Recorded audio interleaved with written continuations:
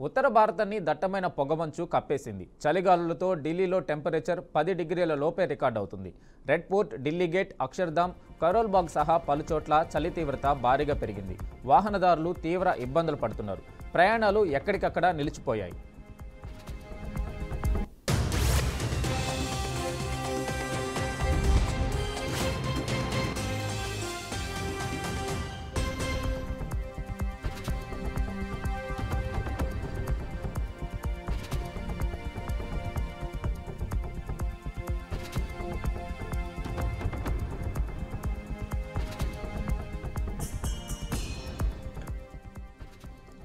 రైళ్లు, విమానాల రాకపోకలపై పొగమంచు ఎఫెక్ట్ పడింది. ఢిల్లీలోని ఇందిరాగాంధీ అంతర్జాతీయ విమానాశ్రయంలో పొగమంచు ఎఫెక్ట్తో విజిబిలిటీ జీరోకు పడిపోయింది.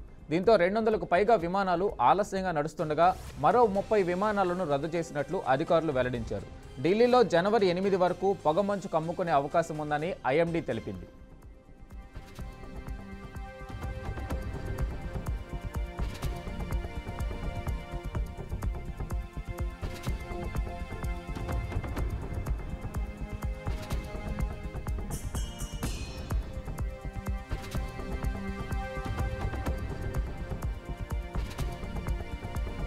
అటు ఇండిగో, ఎయిర్ ఇండియా సంస్థలు కూడా ప్రయాణికులకు అడ్వైజరీ జారీ చేశాయి.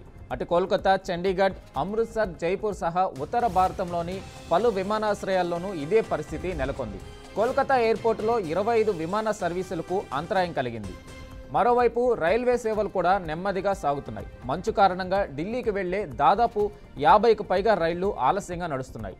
ఢిల్లీ, నోయిడా, గురుగ్రామ్, కర్నాల్, గాజియాబాద్ తదితర ప్రాంతాల్లో ఎదురుగా ఉన్న వాహనాలు కూడా కనిపించని పరిస్థితి ఉంది. దీంతో వాహనాల రాకపోకలపై ప్రభావం పడి పలుచోట్ల ట్రాఫిక్ సమస్య తలెత్తింది. ఢిల్లీలో తెల్లవారుజామున 10.2 డిగ్రీల ఉష్ణోగ్రత నమోదైంది. ఇప్పటికే వాతావరణ శాఖ ఆరెంజ్ అలర్ట్ జారీ చేసింది.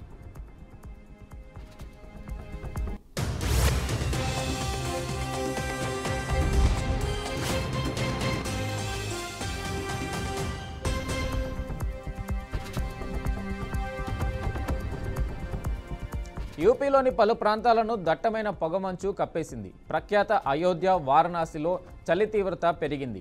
చలిలోనే అయోధ్యలో భక్తులు దర్శనం చేసుకుంటున్నారు. కోల్డ్ ఎఫెక్ట్ ఉన్న భక్తుల రద్దీ కొనసాగుతుంది. అటు అయోధ్య పరిసరాలను భారీగా పొగమంచు కప్పేసింది. టెంపరేచర్లు 10 లోపే నమోదవుతుండటంతో స్థానికులు చలిమంటలతో ఉపశమనం పొందుతున్నారు.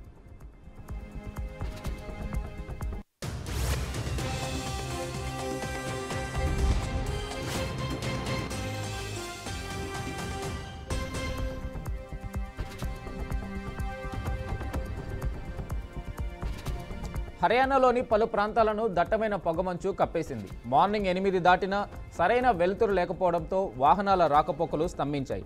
ఎయిర్ పొల్యూషన్, పొగమంచుతో చండీగఢ్లో జనం ఇళ్ల నుంచి బయటకు రావటం లేదు. చలి వణికిస్తుండటంతో స్థానికులు మాప్టర్లు, జాకెట్లు ధరించి నిత్యావసర వస్తువుల కోసం ఇళ్ల నుంచి బయటకు వస్తున్నారు.